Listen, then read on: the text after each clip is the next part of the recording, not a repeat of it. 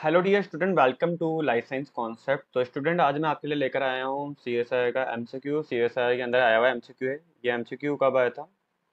Like ये MCQ है आपका CSIR नेट दिसंबर 2012 एमसीक्यू है। ठीक है, सेक्शन सी का एमसीक्यू है, मतलब कि मार्क्स 4 नंबर का। ठीक है, बहुत ही इंपॉर्टेंट क्वेश्चन है। हमारा ट्रांसलेशन वाला टॉपिक चल रहा है। लास्ट टाइम मैंने ट्रांसलेशन में आपको पढ़ाया था initiation of translation in prokaryote. तो वहाँ पे मैंने आपको बताया था कि प्रोकैरियोटिक ट्रांसलेशन के अंदर तो इनिशिएशन में जो मिथ्योनिन ऐड होता है वो फॉर्मल मिथ्योनिन होता है। ठीक है, मैंने आपको बताया था। तो उसी रिगार्डिंग मैंने आपको कहा था कि ये फॉर्मल ग्रुप को हम रिमूव भी कर सकते हैं। तो मैं आपको एक एमसीक्यू की हेल्प से इसको मैं समझाऊंगा कि कैसे हम फॉर्मल ग्रुप को हटा सकते हैं, रिमूव कर सकते हैं। अब पहली बात तो हमें कुछ चीजें पता होनी चाहिए। फॉर्मल ग्रुप डोनर कौन है, फॉर्मल ग्रुप हटाने का काम किसका है, उससे पहले ये तो पता होना चाहिए कि फॉर्मल ग्रुप दे के कौन जा रहा है। तो देखो, सबसे पहले इस क्वेश्चन को रीड करने से पहले हम थोड़ा एडिशनल नॉलेज पढ़ लेते हैं। तो देखो, यहाँ पे हमने देखा है कि ये एक टीआरएनए के स्ट्रक्चर है। लाइक अगर आप देखोगे ये टीआरएनए है। ठीक है, ये 5 प्राइम एंड हो गया और ये आपका देखो ACC आर्म हो गई। ये क्या हो गई? Acceptor arm. ये एक्सेप्टर आर्म हो गई। ठीक है, एंटीकोडोन आर्म, ये देखो आपकी एंटीकोडोन आर्म है ये। ठीक है, D loop and T psi C loop, ये देखो ये आपका टी साई सी आर्म या लूप बोल सकते हैं। एंड जस्ट अपोजिट इसके डी आर्म होगी, डाईहाइड्रोयूरेनिन आर्म होगी। ठीक है, तो ये आपका क्या है, और यहाँ पर एक तरह से क्या हो गई? वेरिएबल आर्म हो गई। ठीक है, अब यहाँ पे आप देख रहे होंगे कि यहाँ पे जो ऐड हो रहा है, ये देखो ये क्या है अपना, ये फॉर्माइलेटेड अमाइनो एसिड है। फॉर्माइलेटेड अमाइनो एसिड मतलब फॉर्मिल एफ मिथ्योनिन हम बोलते हैं। तो एफ मिथ्योनिन कौन से केस में देखने को मिलता है? प्रोकैरियोट्स के अंदर आता है। किसके अंदर हम देखते हैं? प्रोकैरियोट्स के अंदर। मैं आपको ऑलरेडी पहले बता चुका हूँ। ठीक है, तो ये प्रोकैरियोट के अंदर फॉर्मल मिथ्योनिन कौन देके जा रहा है? फॉर एग्जांपल देखो, मिथ्योनिन टीआरएनए है। मिथ्योनिन टीआरएनए के अंदर अगर अपन देखें 10 फॉर्मिल टेट्राहाइड्रोफोलेट, 10 फॉर्मिल टेट्राहाइड्रोफोलेट, ये क्या करके जाएगा? टेट्राहाइड्रोफोलेट के अंदर कन्वर्ट हो जाएगा, मतलब फॉर्मिल ग्रुप को ट्रांसफर कर देगा। तो ये फॉर्मिल ग्रुप को किसको दे रहा है? ये फॉर्मिल ग्रुप को दे रहा है मिथ्योनिन को। तो मिथ्योनिन को जैसे ही इसने फॉर्मिल ग्रुप दिया, ये कन्वर्ट हो जाएगा किसके अंदर? टेट्राहाइड्रोफोलेट के अंदर। एंड फॉर्मिल अटैच हो जाएगा कहाँ पर? मिथ्योनिन के अंदर। ये डायग्रामेटिक भी मैं आपको समझा सकता था, मैं खुद भी बना सकता था, बट इतना टाइम हमें खराब नहीं करना है इस क्वेश्चन के रिगार्डिंग, और नॉलेज हमें पूरी चाहिए।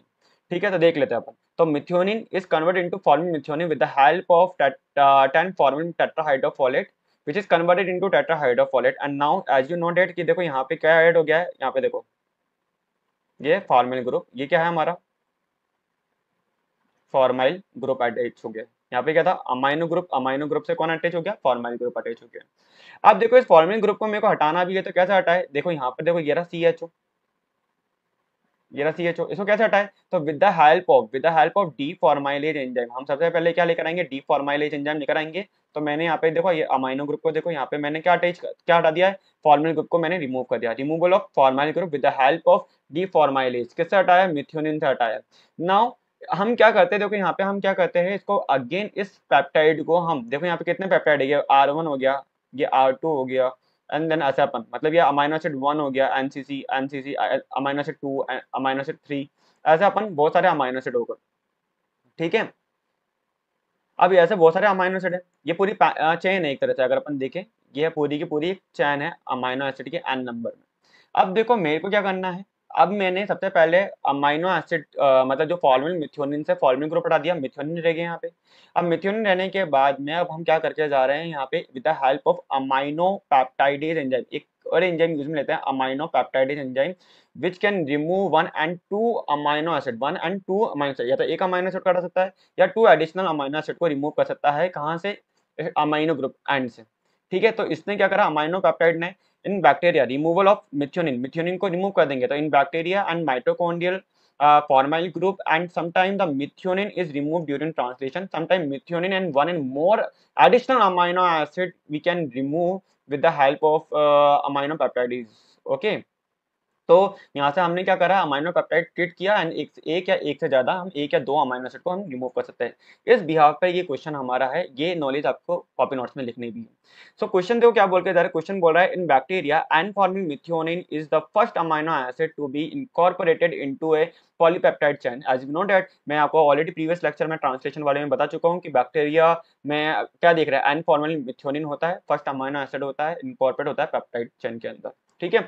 So accordingly one would think that all bacteria protein have formyl group at their amino terminus and the first amino acid is methionine. However, this is not the case because of following possible reason. मतलब ये बोल के जा रहे हैं कि according one would think, एक think है क्या, that all bacteria protein have a formyl group at their amino terminus। मतलब कि हमें पता है सबके अंदर फॉर्माइल ग्रुप होगा उसके अमाइनो टर्मिनस वाले एंड पे, डेफिनेटली होना चाहिए क्योंकि प्रोटीन सिंथेसिस हो रहा है, इनिशिएट हो रहा है। तो IF2 इनिशिएशन जो कोडोन को लेके आ रहा है, टीआरएनए को लेके आ रहा है, टीआरएनए चार्ज टीआरएनए को लेके आ रहा है, कौन, IF2। तो वो फॉर्मल टीआरएनए को लेके आ रहा है, फॉर्मल मिथ्योनिन को लेके आ रहा है, जो चार्ज टीआरएनए है वो फॉर्मल मिथ्योनिन चार्ज टीआरएनए है।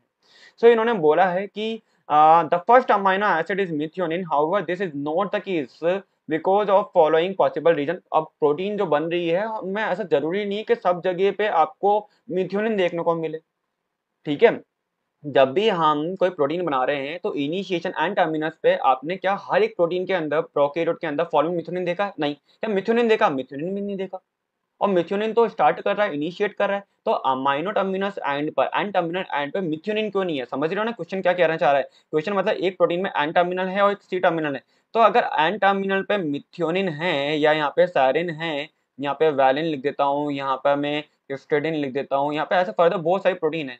तो हर एक अमाइनो एसिड, हर एक प्रोटीन के अंदर, हर एक पॉलीपेप्टाइड के अंदर एन टर्मिनल पे मिथ्योनिन होना चाहिए, जबकि ऐसा देखने को मिलता ही नहीं है, ठीक है। और प्रोकैरियोट है तो फॉर्मल मिथ्योनिन होना चाहिए इनिशिएशन के टाइम पे, जबकि ऐसा होता नहीं है। तो क्यों ऐसा नहीं होता है, तो देखो फॉर्मल मिथ्योनिन तो हमें पता है डीफॉर्माइलेज एंजाइम फॉर्मल ग्रुप को हटा देता है, इसलिए फॉर्मल मिथ्योनिन देखने को नहीं मिलेगा। तो सबसे पहले इन्होंने ऑप्शन दिया है, हमें क्या आइडेंटिफाई करना है, choose the combination of correct answer from the following. तो इन्होंने बोला है deformylase remove the formyl group only during और after the synthesis of polypeptides. Definitely deformylase enzyme remove करेगा, ठीक है। Deformylase enzyme remove the formyl group during और after the synthesis of polypeptide, correct बात है। देन इन्होंने बोला amino peptidase remove only the amino terminus methionine, क्या amino terminus के मिथ्योनिन को रिमूव करेगा, या amino peptide remove the amino terminus methionine as well as one और टू एडिशनल अमाइनो एसिड। तो अभी मैंने आपको बताया था कि जो अमाइनो पेप्टाइडेज है, अमाइनो पेप्टाइडेज है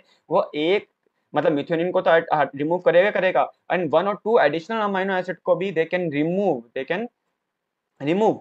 सो सी एक तरह से करेक्ट आंसर हो जाएगा। बी ओनली वन बोला है, ओनली द अमाइनो टर्मिनस एक ही बोल रहा है, इसलिए that's why we can say ये रॉन्ग हो जाएगा। फिर डी बोल रहा है deformylase remove the forming group as well as amino terminal methionine and adds one और two amino acid to it. तो ऐसा भी कुछ नहीं होता है, तो ये भी गलत हो जाएगा। सो करेक्ट आंसर क्या हो जाएगा हमारा, ए एंड सी मतलब थर्ड आंसर एक तरह से करेक्ट है, ठीक है। आई होप आपको ये क्वेश्चन अच्छे से समझ में आया हो, कोई दिक्कत नहीं हुई है। फिर भी अगर कोई भी प्रॉब्लम है तो आप क्या कर सकते हो, कमेंट बॉक्स में लिख के बता सकते हो। एंड अगर ये एमसीक्यू अच्छा लगा हो, लेक्चर अच्छे लग रहे हो तो लाइक करो, शेयर करो, सब्सक्राइब करो। All the best for your exam, bye, take care.